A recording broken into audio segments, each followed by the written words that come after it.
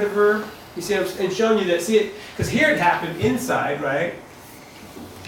And remember the verbs, the inflection spot's right there. And it's always, remember, it's always zero. There's no pronoun for third singular. It's always a zero. Okay.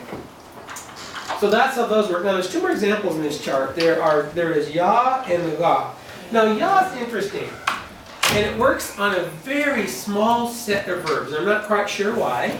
But maybe if you study the language long enough, we'll figure it out. And that is ya, so I'll write it down here for now, ya. And ya means they. Okay, if I said, ya,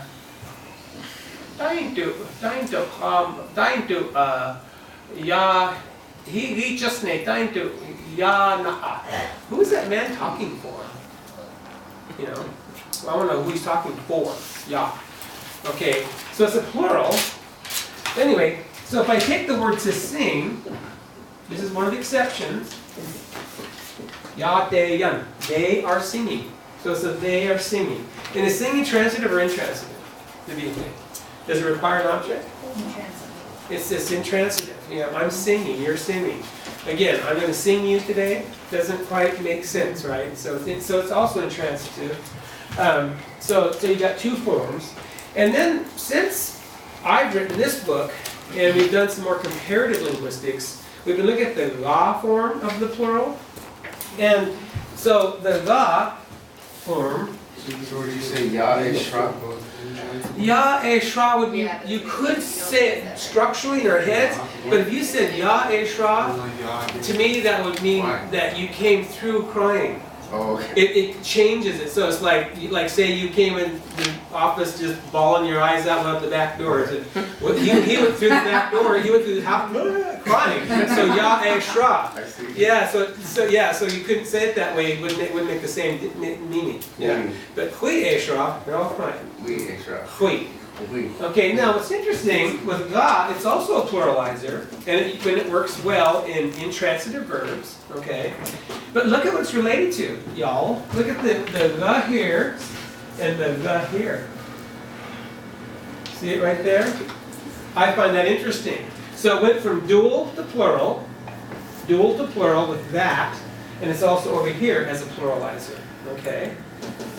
Now the difference we found out, or we think we might have been discovered by comparative analysis, so na, let me see, can I do it here? No, I can't, darn it. Na, la, sta. Okay. Na, la, sta. Okay, nasta is running. Na, la, sta, they are running. Now, when I have worked with various speakers throughout my lifetime, you can also say correctly, hui nasta. Okay? So there's a pair here that you can actually say, hui nasta. Okay? So hui nasta. Either one of these are correct in this case. Now this is a case where you can do them that way. Okay? So you got na nasta and hui nasta. So you talk to one speaker and they preferred hui nasta. You talk to another speaker and they preferred na nasta. Okay? Or sometimes you talk to them and they preferred the reverse. Okay? So what that tells you is that this la and hui have different operations. And so what they think there are other linguists, scientists who study language, Athabascan specifically, and what they think that they're observing in other areas. So the nice thing about doing comparative analysis, since, remember at the beginning, we all started on the same fire, you know, had the same dog and the same whatever, and we spread across North America, however that was, where we started from. So as these languages have moved off to different parts of North America, their grammar has gone with them, right? And so they still practice their grammars as they learned it from their ancestors, who learned from their ancestors. So ultimately, we're all sitting at the same campfire, however long ago that was. Was that 1,000,000 years ago? Was it 100,000 years ago? Was it 10,000 years ago? We don't know, okay? But what they think they're observing is this. So if we are looking outside the playground and we say, Shriche na nasta, the kids are running, right? Versus Shriche hui nasta, the children are running. The difference semantically is that these guys are all running in unison. Where these kids are running erratic, like there's a puddle over here running, there's a puddle over there running, there's a puddle over there running. So they might be all running right now, but not in the same event. These are all running in the same event. So they're all got down, hunkered down, they're all racing, see? So all the kids out there are running, yes, but they're running in unison or in one event. Where these are all running, yeah, they're sporadic all over. There's 10 bunches of kids out there, they're all running in different directions. So that's the difference between hui, possibly, that's a positive theory, and ga. This is why they both exist in the language. And why you can flip back and forth. And on a given day, if you were talking to a fluent speaker and you looked outside and you said, oh, the kids are all running, what if they were all running at the same time? Because we didn't know to ask them. They say, nagashita. And then you look outside, there's again a patch running over there and a bench running over there. They say, hui nagashita, because they're all running separately. So that might explain why we have two forms of the verb, how to pluralize a form of verb. So that's what these are about. So we've got he, which is for transitive verbs, and we've got hui, ya, and ga for intransitive verbs. Okay, to make plurals. How you make plurals. And notice the position of this one is back on the inside, just like it is up here. Inside, inside, inside, inside. These are outside.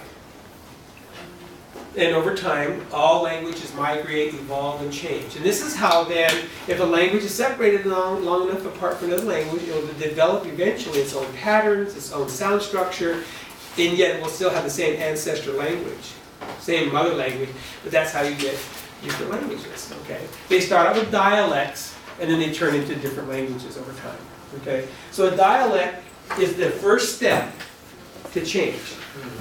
And after that, if they get separated long enough, they don't get intermarried anymore and go to the same dances anymore and end up fighting each other in war or whatever happens, whatever happens over time, they'll become two daughter languages of the mother language, okay?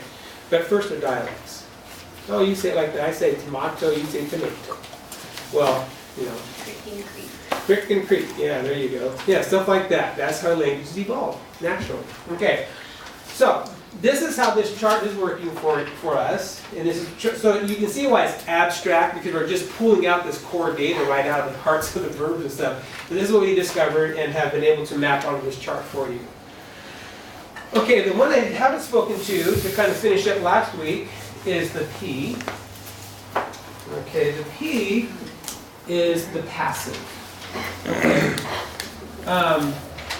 And if, if you, like when you type a sentence in your computer and the little green line will come across the bottom and it'll say passive voice, you could have said that stronger, instead of being so subtle or so, whatever, vague, okay, vague. So that's where the word passive comes in here.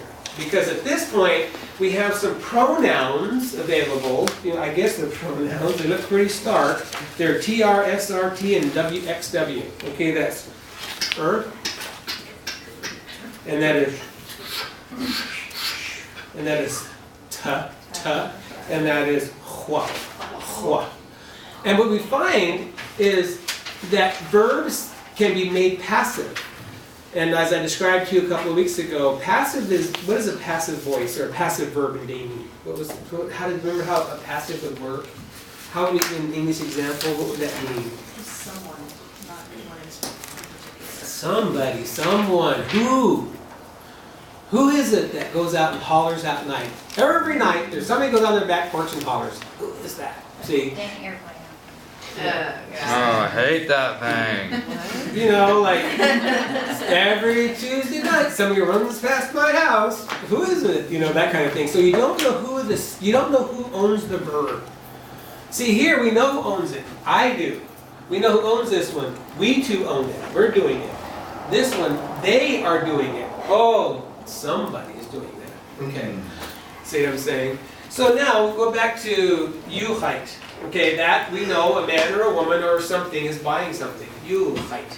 But if I want to make that passive, somebody always buys the orange ones and leaves the black ones. All right. So what you do is you change this transitive marker, this Y right here, to a TR. Okay, and it becomes truhait. Truhait. So now, maybe Shri means Daichi Huash. He is there's always that one person that always comes and buys the orange colored, or ones that look like oranges. Okay, So now this then also becomes a candidate to become a noun. Buying blue is always good. See, it changes its form. See, now that can become buying. Like buying too much can break your budget. So buying is now a noun. It's no longer a verb. See, so it can change its class from being a verb to a noun. See, that's where, so it gets to go to another part of the grammar. So It's under passive. under passive. Passivization helps create nouns. Okay? The kingfisher, what we talking about? that Trulu one? ne. There you go. Yeah, so chulu, right? So chulu is someone who fishes, right? Chulu. Oh, we'll try. True, true. So trulu is fishing, right? And there's three ways to say fishing, right? There's tai leish, trulu, cha hash. Okay, depends on the type of fishing you're doing, right? So kingfisher is this person. Well, in our minds, he's a person. He's a bird. And that we're gonna personify it by adding ne. Okay, so I have to add another vowel here, and I got to put ne because this makes him into a thing like a This is the equivalent of in English. Talk see do Okay, all right. Ian, Republic Okay. Ik, domestic or something. See what I'm saying? Okay, so that makes a noun. But you also change this right here to trulune, okay? So the one who fishes, the kingfisher, see? So it's in the passive voice. Now you could get away with just saying trulune too, probably, if you wanted to make your own new noun up. There's nothing wrong with that. But this is his name, trulune, okay? The one who fishes. So the fisher person, the fisherman. Trulu, yeah, it goes from trulu to trulu. Right, see, that's passivization. That's what this P thing is about. That's what that means, okay? And then like the T, the SR. Let me give you some examples on the SR. I'm going to erase this out of here because, well, I'm just going to erase this out of here. We need room. Is it TR always for transitive then? Or is that not safe to say? It's pretty safe to say that if you're going to make a transitive into a passive, you're going to use the TR. Pretty safe to say. Because I just do it by what sounds right. Yes, but, yeah, which is correct to do it that way. But then when we look at the numbers, it's usually a transitive verb that's getting used by TR. Okay, now let's take the verb patna. Patna. Does anybody know this verb? Tapna. Drinks is drinking. So this is the verb is drinking. Okay. So tapna. He's drinking the water. Okay. Now, see if you recognize this word.